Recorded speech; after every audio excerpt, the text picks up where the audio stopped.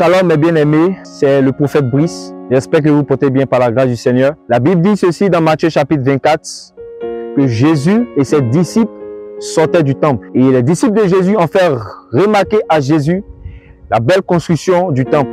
Jésus donna alors cette prophétie, disant que vous voyez ce temple, il ne restera pas pierre sur pierre qui ne soit démoli, qui ne soit anéanti. Et c'est ce qui s'est passé en l'an 70. Avec l'entrée de Titus à Jérusalem, ils ont assiégé Jérusalem. Mais cette prophétie aussi a une autre portée, car cette prophétie va s'accomplir lors de la reconstruction du temple. Dans le même chapitre de Matthieu 24, Jésus alors se mit sur la montagne des Oliviers, commença à les annoncer ce qui va précéder sa venue, son retour glorieux. Après la question de ses disciples, disant: quand est-ce que ces jours vont venir? Parmi ces choses, il a parlé des faux prophètes. Il a parlé des signes dans le ciel. Il a parlé de l'abomination de la désolation qui sera établie à Jérusalem. Pas en Afrique, mais à Jérusalem, où il va se proclamer Dieu l'homme impie. Ce que j'aimerais aborder avec vous, c'est concernant les deux témoins. Je vais expliquer pourquoi Moïse et Élie ont apparu à Jésus par la grâce de Dieu. Jésus avait dit dans Matthieu chapitre 24, quand l'abomination de la désolation sera établie, que celui qui lise Daniel comprenne.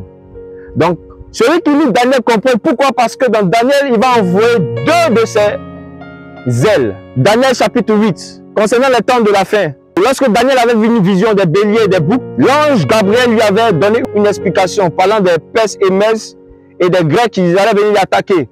Et il a dit que la vision s'étendra jusqu'au temps de la fin. Et c'était sur le fleuve Oulaï.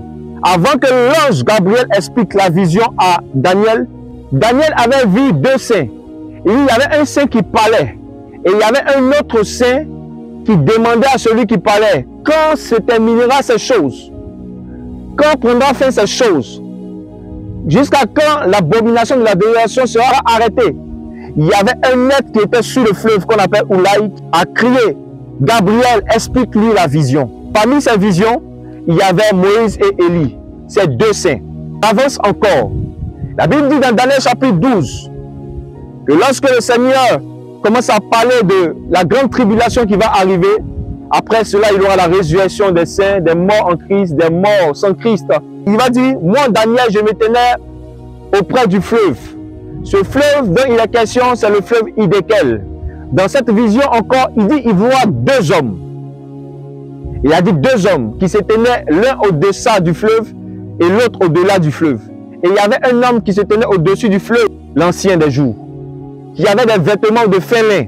L'un des hommes a demandé: quand ces choses-là vont prendre fin?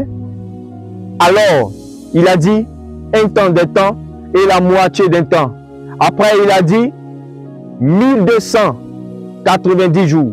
Heureux celui qui persévérera et attendra jusqu'à 1300 et quelques jours là-bas. Et donc, ces deux visions-là, de Daniel 8, Daniel 12, ces deux personnes-là, c'était Moïse et Élie qui sont venus maintenant dans Matthieu chapitre 17, le jour de la transfiguration. Et ils sont venus poser la question à Jésus concernant les temps de la fin. Qu'est-ce qu'il allait accomplir? La Bible dit dans Luc chapitre 9 qu'il parlait de son départ à Jérusalem. Il s'entretenait avec Moïse et Élie. Il parlait de son exode ou encore de sa sortie à Jérusalem. En d'autres termes, ça veut dire après son sacrifice, qu'est-ce qui allait se passer à Jérusalem leur concernant? Qu'est-ce qui allait se produire à Jérusalem leur concernant? Ils sont venus prendre des informations, savoir quelle sera la mission dans les temps de la fin. Élie et Moïse reviendront pour Israël afin de pouvoir combattre la bête, afin de pouvoir annoncer la parole de Dieu, afin de pouvoir préparer les cœurs des Israélites, les cœurs des Juifs pour recevoir le Messie. Raison pour laquelle vous allez les voir dans Apocalypse chapitre 11 en disant que ce sont les deux fils de l'huile, les deux oliviers, les deux prophètes, les deux oints. Dieu va envoyer ses prophètes pour pouvoir garder Israël. Il y aura la tribulation et il y aura ce qu'on appelle la grande tribulation. La tribulation précède la grande tribulation. Et c'est dans ce temps-là que les deux témoins seront révélés.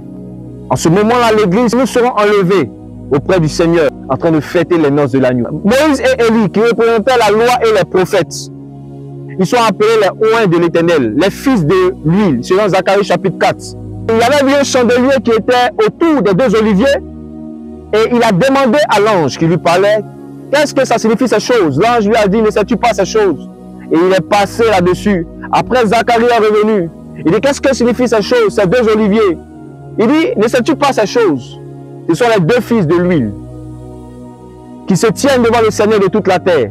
Pourquoi il a parlé de deux fils de l'huile? Ils ont eu des expériences similaires. Dieu avait pris l'esprit qui était en Moïse pour répandre sur les 70 anciens d'Israël. Le Seigneur avait pris l'esprit qui était sur Élie pour donner à Élisée, pour donner aussi à Jean-Baptiste. Parce que la Bible dit, selon Jésus, il dit c'est ce Élie qui devait venir avant que Élie ne parte sur la montagne d'Horeb, la montagne de Sinaï. Dieu lui a dit, tu vas oindre 3 personnes. Tu vas oindre Jéhu, Azaël et Élisée comme prophète à ta place. Donc, l'huile, l'onction qui reposait sur eux, Dieu avait pris pour donner à d'autres personnes. La deuxième expérience, c'est que Moïse et Élie étaient sur la même montagne. Horeb signifie Sinaï. Ils étaient dans la caverne. Élie avait tué les prophètes de Baal et il allait sur la montagne. Moïse avait tué ceux qui se sont révoltés contre Dieu en commettant l'idolâtrie avec le veau d'or et il allait sur la montagne. Vous voyez, Apocalypse et Daniel se complètent. Apocalypse, c'est un livre où il y a plusieurs pésoles. Il y a des pésoles qu'il faut réunir. Quand nous lisons dans Apocalypse chapitre 11, au verset 3, on voit les deux oliviers, les deux prophètes qui vont venir pour prophétiser. Et pendant le jour de leur prophétie, l'homme impie ne pourra pas leur faire du mal. Ils accompliront ces jours-là pendant 1260 jours, nous dit les Écritures. Et les 1260 jours sont 3 ans et demi, signe donné à Israël et aux témoins. Pourquoi? Parce que les deux témoins vont venir nourrir la femme dont il est mentionné dans Apocalypse chapitre 12. La femme environnée de 12 étoiles, le soleil et la lune à ses pieds. Cette femme-là, le dragon, lorsqu'il a vu que l'enfant lui fut enlevé, il a commencé à persécuter cette femme. Et la Bible dit qu'il y a un chemin, il y a un lieu qui a été préparé par Dieu pour y être nourri pendant 1260 jours. Au verset 14-15, on nous dit que lorsque l'homme impie a commencé à persécuter la femme, il dit 2 ailes du grand aigle furent données à la femme afin qu'elle s'envole dans le désert dans un lieu préparé par Dieu pour être nourrie pendant un temps d'un temps, la moitié d'un temps, ce qui correspond à 1260 jours. La Bible dit dans Malachie chapitre 4 que le Seigneur va revenir. Et quand il va revenir, ça sera un jour redoutable, un jour glorieux, un jour étrange.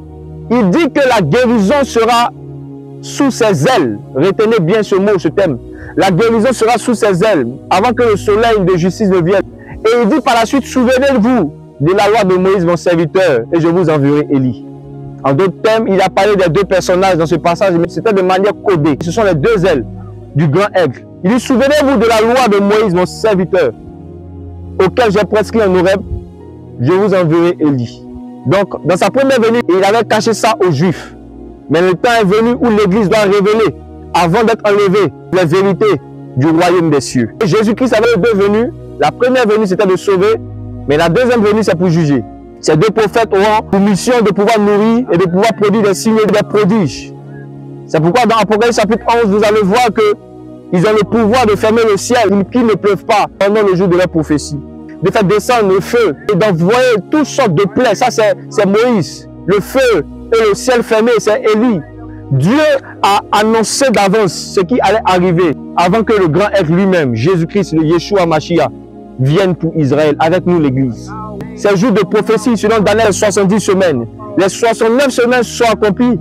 Il reste une semaine qu'on appelle les 7 ans. Selon Ézéchiel 4, verset 6, on nous dit un jour comptant une année. Un jour comptant une année. Donc c'est une semaine, c'est 7 ans prophétiques où l'homme impie viendra, comme un faiseur de paix, viendra signer un décret avec Israël pendant 7 ans.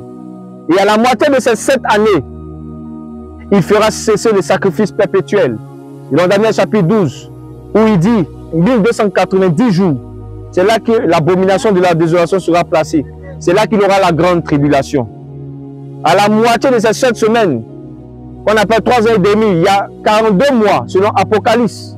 La Bible dit qu'il a été donné au dragon de donner des blasphèmes, paroles arrogantes pendant 42 mois. Il y a le pouvoir d'agir pendant 42 mois. C'est 3 ans et demi aussi. 42 mois a été donné à l'homme impie et aussi aux nations, aux armées de l'homme impie qui vont venir assiéger Jérusalem.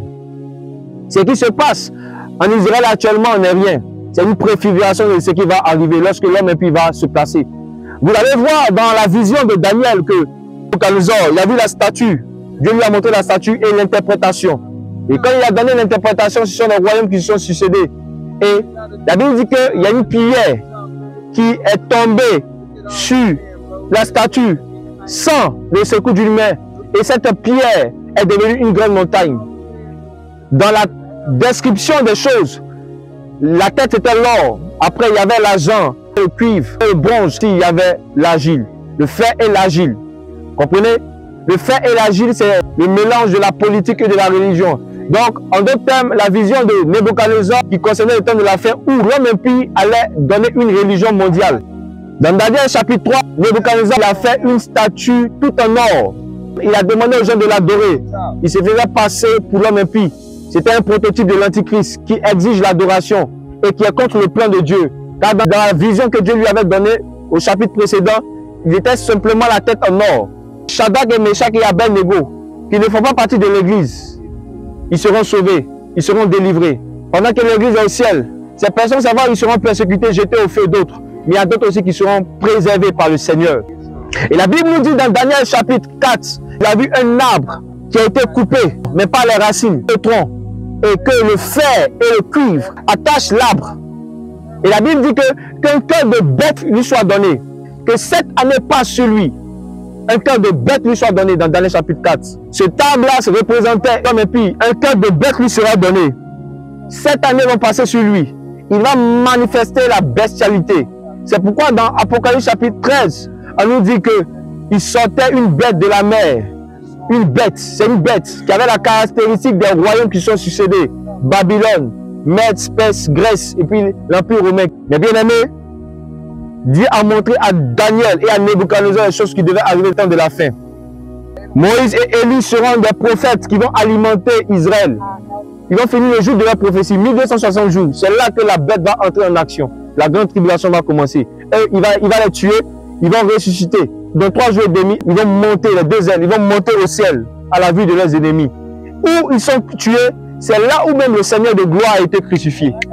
Là où Jésus a été crucifié. C'est pourquoi Moïse et Élie sont venus, Matthieu chapitre 17, sont venus demander qu'est-ce qu'ils devaient faire, qu'est-ce qu'ils vont faire comme mission, qu'est-ce qu'ils allaient accomplir pour Israël. C'est pourquoi dans Zacharie, l'ange lui a dit, ne sais-tu pas ces choses, parce que Moïse et Élie étaient des personnes qui étaient censées alimenter Israël.